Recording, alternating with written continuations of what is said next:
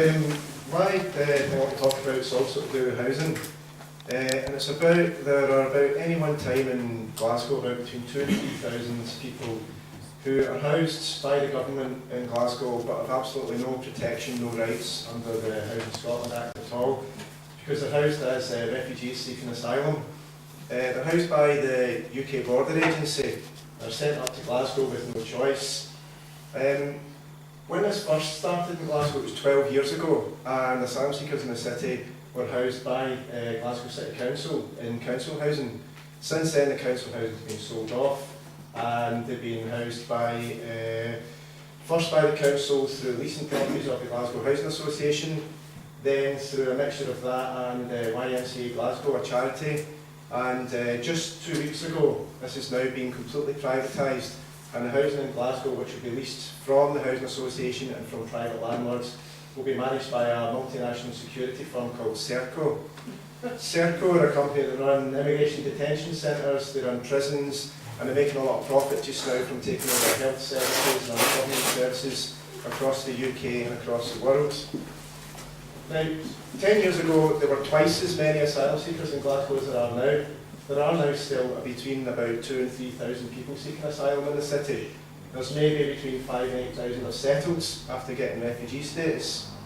Now, what we are asking as a network in Glasgow, calling ourselves the Glasgow City of Sanctuary, is that Glasgow City Council and any prospective councillors will sign up to our call for Serco to not just meet the contractual obligations to provide this accommodation, but they actually sign up to a voluntary code of practice which was drawn up by Shelter Scotland and the Chartered Institute of Housing in Scotland, which is there to protect the needs and the rights of homeless people housed under the Housing Scotland Act.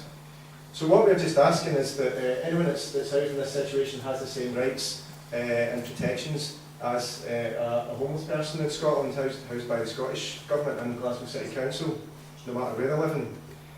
To remember where people first started living when they came as refugees to Glasgow, they were in places like the Mitchell Hill Flats, like Shawbridge, Red Road, Sighthill, Tarfside, Oval and Cardonald. One thing that all these places have got in common is they've either been demolished or they're about to be demolished. These flats were lying empty. Glasgow City Council actually made quite a lot of money out of the contract from the Home Office. At the beginning, when people living in these areas saw folk getting moved into these flats that had been lying empty for years, saw them getting furnished, getting done up, they read in the papers, they read in the Daily Record and the Evening Times that our council tax was paying for these people that were coming, that were probably scrounging off the estate and illegal immigrants and all that sort of thing. There was campaigns against this happened.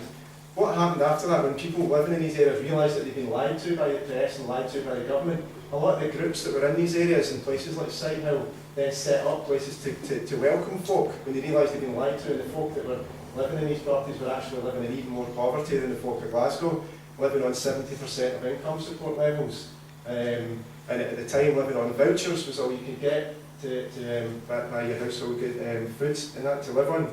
Now, we'd like to see the Glasgow City Council and any prospective councillors, rather than what we've seen in the last year, is 55% cuts in the community projects that have been supporting asylum seekers in the city. We'd like to see folk to see a commitment to supporting refugees and asylum seekers in the city. There's only 2,000 or 3,000 of them that live in absolute shitty accommodation, a lot of people. These Serco that's coming in is going to be leasing properties of the private sector, leasing properties of the Glasgow Housing Association, and probably to make profits. I don't imagine they're going to be doing them up in any decent way. Living in even worse conditions than a lot of other folk living in the private rented sector is in Glasgow. So what we're just asking is that anyone that's standing for the council will support this call to put pressure on Serco if they're coming into this city as a private landlord, to be monitored in the way that private landlords should be monitored by the council in Glasgow and any other city, and that the council will sign up to the standards that the City of Sanctuary Glasgow is proposing. And there will be a bunch of community activists hopefully are going to be monitoring this and on Serco's back all the time to make sure if they're making money out of people in Glasgow that are living in poverty, and we're going to make sure that they get absolute minimum, and we'll be on their case, and we want the council to be supporting us in that. The council don't make any money out of it anymore because they're not getting any money from the Home Office, it's all going to the private sector, but we think the council shouldn't be abandoning people just because they've been handed over to the private sector. So that's all that we're asking, that the council and any prospective candidates support us in supporting Glasgow as a city of sanctuary against the private sector profiteering.